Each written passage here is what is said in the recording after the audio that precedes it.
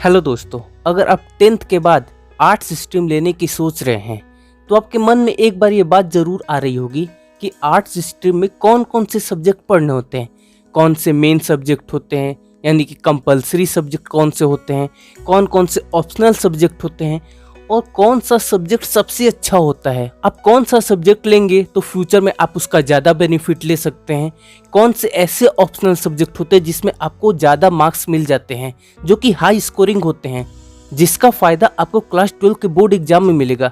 क्योंकि दोस्तों उसमें अगर आपके मार्क्स ज़्यादा आएंगे तो आपकी जो ओवरऑल परसेंटेज है वो इंक्रीज कर जाएगी। तो आज की वीडियो में हम लोग यही बातें करेंगे कि क्लास 11th के आर्ट्स स्ट्रीम में कौन कौन से सब्जेक्ट पढ़ने होते हैं और कौन सा सब्जेक्ट सबसे अच्छा होना चाहिए।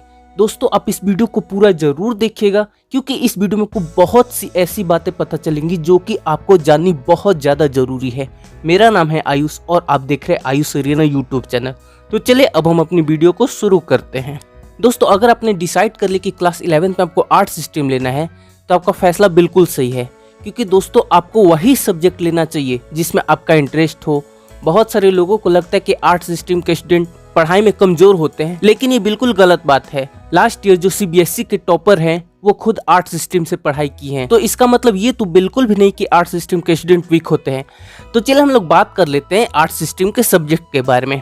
देखो आर्ट्स स्ट्रीम अगर आप लेते हो तो आपको टोटल 5 सब्जेक्ट पढ़ने होंगे। जी हाँ दोस्तों, 5 सब्जेक्ट में से जो 4 सब्जेक्ट होगा वो आपका कंपलसरी सब्जेक्ट होगा और एक जो होगा आपका ऑप्शनल सब्जेक्ट होगा। ऑप्शनल सब्जेक्ट कहने का मतलब कि कुछ सब्जेक्ट का ग्रुप होगा, उसमें से आप अपने अकॉर्डिंग अपने इंटरेस्ट के अकॉर्डिंग एक सब्जेक्ट चुन सकते हो। तो टोटल 5 सब्जेक्ट हो जाते हैं।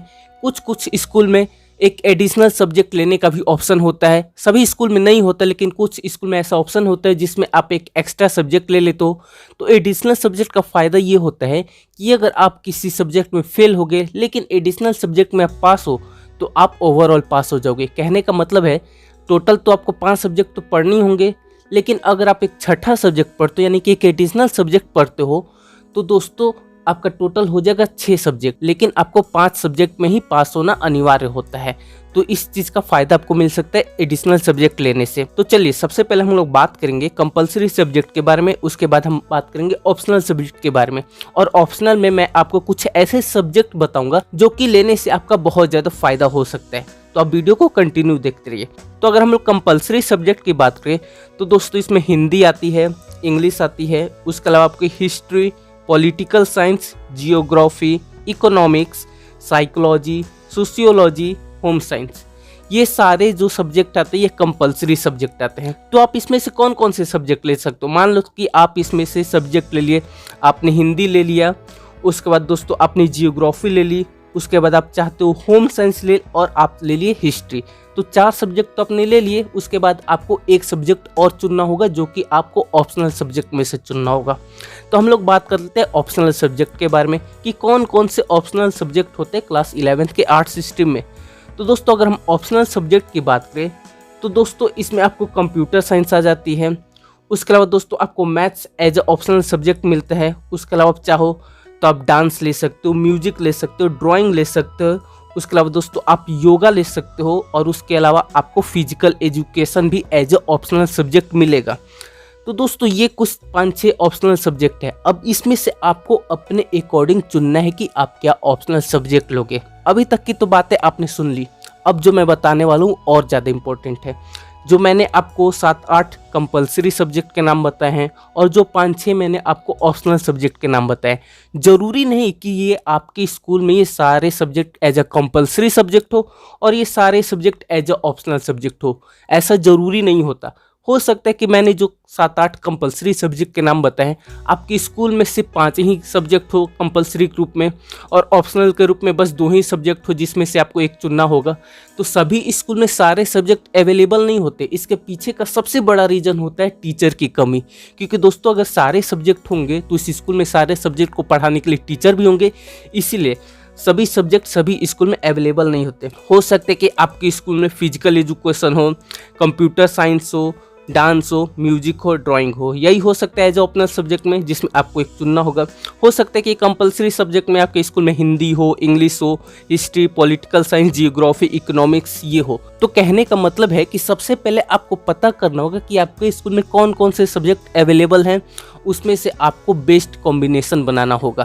कुछ कुछ स्कूल्स में तो ऐसा होता है कि आपको उसमें 5 सब्जेक्ट फिक्स होते हैं। स्कूल वाले अपनी तरफ से 5 सब्जेक्ट फिक्स कर लेते हैं और जो भी आर्ट्स स्ट्रीम के स्टूडेंट या फिर अदर स्ट्रीम के भी स्टूडेंट होते हैं उनको आंख बंद करके वही 5 सब्जेक्ट लेना होता है। कुछ स्कूल्स ऐसे होते हैं जिसमें आपको 1-2 सब्जेक्ट का ऑप्शन मिलता है जिसमें आप चुन सकते हो। आपको सबसे पहले डिसाइड ये करना कि आपके लिए कौन सा सब्जेक्ट अच्छा हो। देखो अब मैं आपको एक कॉम्बिनेशन बता देता हूँ अपने अकॉर्डिंग, लेकिन चुनना तो आपको अपने इंटरेस्ट के अकॉर्डिंग है।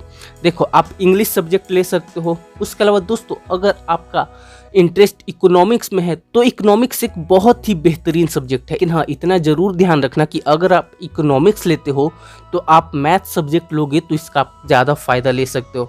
उसके अलावा दोस्तों आप जियोग्राफी ले सकते हो, जियोग्राफी भी बहुत अच्छा सब्जेक्ट है। अगर आपका इंटरेस्ट हिस्ट्री में है तो आपको हिस्ट्री लेना चाहिए। अगर आप गर्ल्स हो तो आप होम साइंस ले लो। होम साइंस में आप आगे जाके अच्छा करियर बना सकते हो। जब आप 12 पास करोगे तो उसके बाद आप BA करोगे तो इसमें ये सारे सब्जेक्ट आपको मिलेंगे।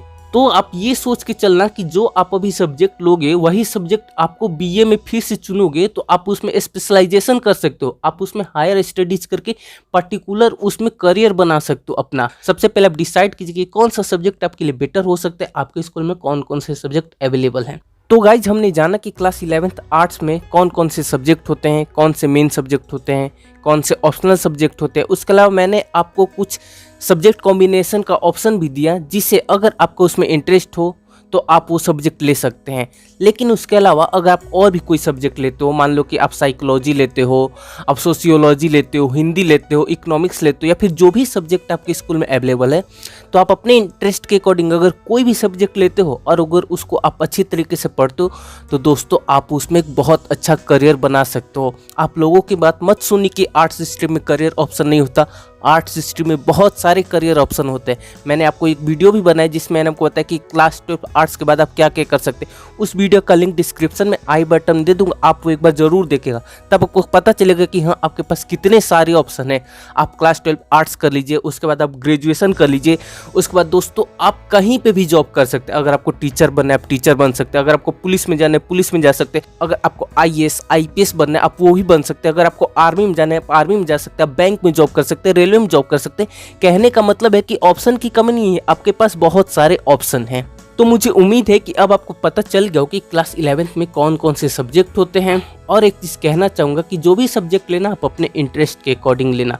तो दोस्तों अगर आपको ये वीडियो पसंद है इस वीडियो को लाइक कीजिए, कमेंट में बताइए कि आप कौन कौन से सब्जेक्ट लेना चाहोगे, कमेंट में ये चीज़ करके जरूर बताइए। उसके अलावा चैनल को सब्सक्राइब कीजिए, बेल आइकन प्रेस कीजिए। आप सभी ने इस वीडियो को देखा, आपका बहुत बहुत धन्यवाद।